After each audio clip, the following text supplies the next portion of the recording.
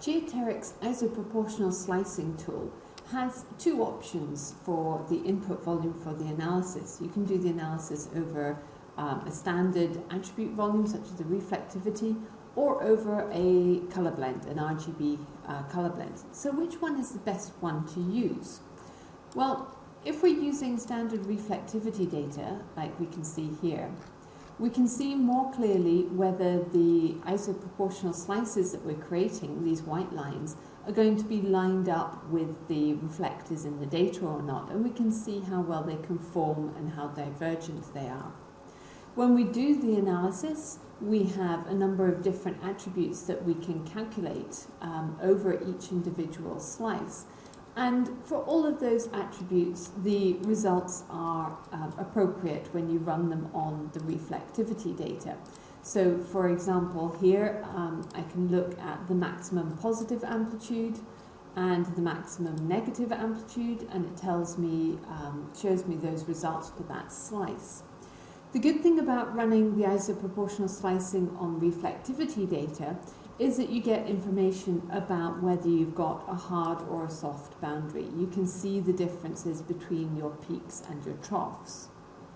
If we run this on the RGB blend, then we get the same options for the analysis. So all we simply do is just select a blend at our initial setup window, and we've run it over the same volumes, or the same analysis rather.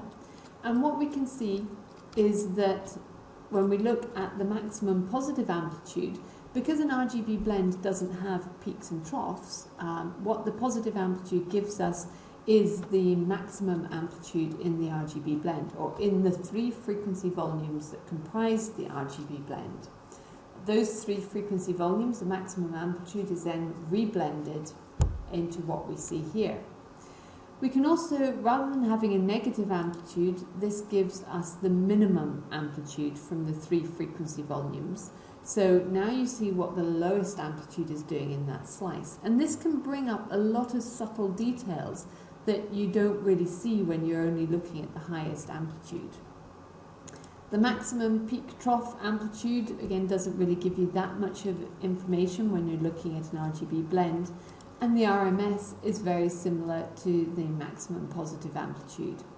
When you're working with an RGB blend, it doesn't have the normal wavelet, so the dominant frequency will just appear blank.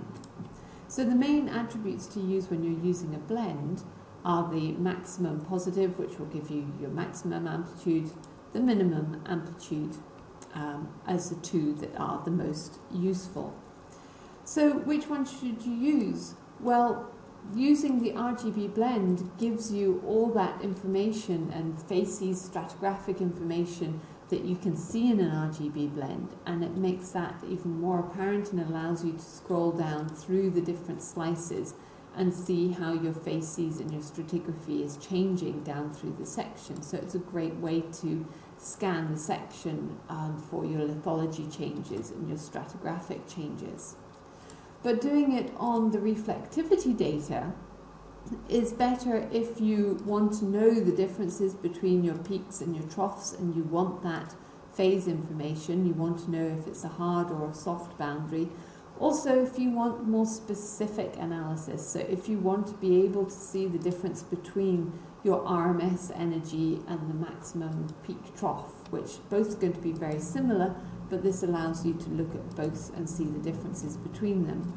It also gives you a dominant frequency output within that slice and within that zone.